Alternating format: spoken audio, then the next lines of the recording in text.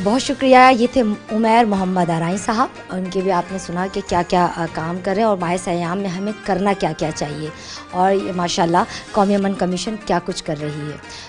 बिल्कुल मैं इस बात को आगे बढ़ाऊंगी। हुज़ूर अकरम सल्लल्लाहु अलैहि वसल्लम के ने फरमाया कि तुम में से बेहतरीन शख्स वही है जो अपने दूसरे शख्स के लिए नफ़ा बख्श हो। तो वो कैसे नफ़ा बख्श होगा, आपने इनकी बातों को देखा। इसी बात की कड़ी में जोड़ूंगी इनसे।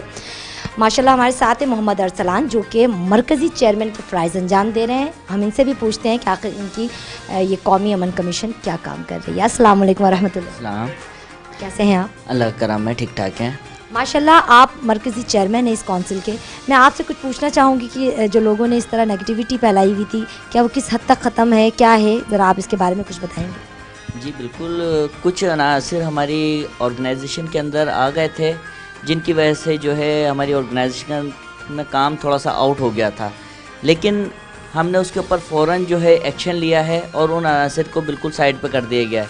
और रिसेंटली कुछ 2 दिन पहले मैंने एक नोटिफिकेशन सोशल मीडिया के ऊपर भी और अखबारात वगैरह के अंदर भी शाया किया है कि तमाम कमेटी को तोड़ दिया गया है, नए सिरे से उसकी तश्कील नौ कर रहे हैं।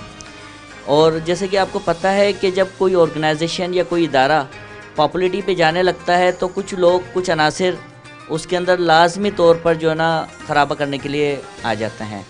तो इसी तरह हमारी ऑर्गेनाइजेशन के साथ ये कौमी अमन कमीशन बराए बैनुल मज़ाहब हम आहंगी के साथ भी हुआ, लेकिन हमारी टीम वर्क, हमारी मरकज़ी क़यादत और हमारे दोस्त लोग जो हैं जो हमारे साथ काम कर रहे थे, उनके साथ जो है यकजहती के साथ जो है हम लोगों ने इस इशू को भी जो है ना बहुत जल्दी ख़त्म कर लिया है।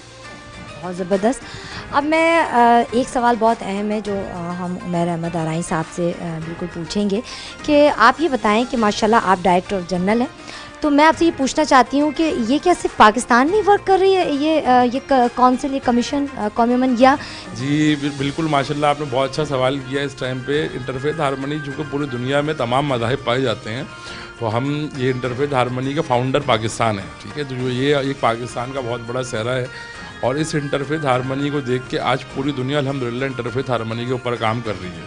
तो ये तकरीबन 200 से ज़ायद ममालिक के अंदर इस वक्त जो है इंटरफेथ हारमनी जो है वो काम कर रही है।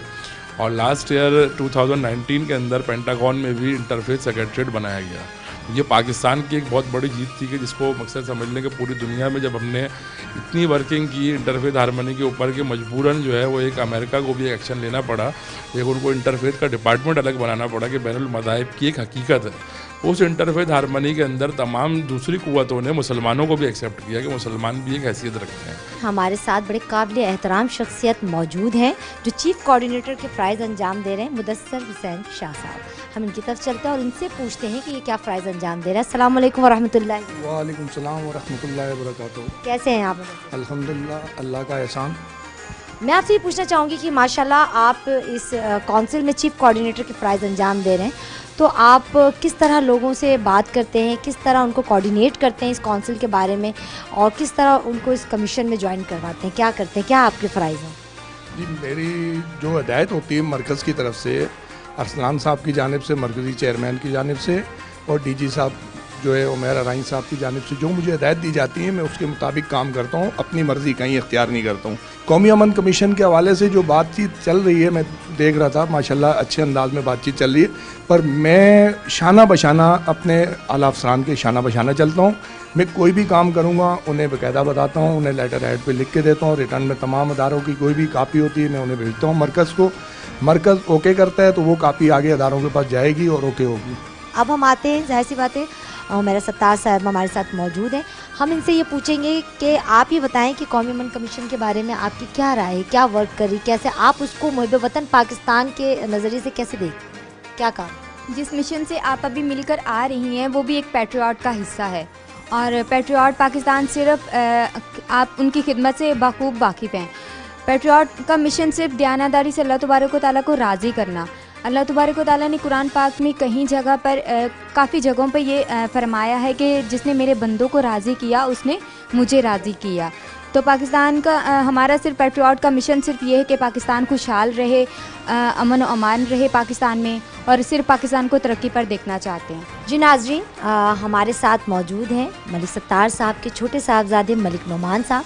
हम उनसे भी पूछते हैं कि इतनी छोटी सी उम्र में माशाल्लाह से उन्होंने इस काउंसिल को ज्वाइन किया है।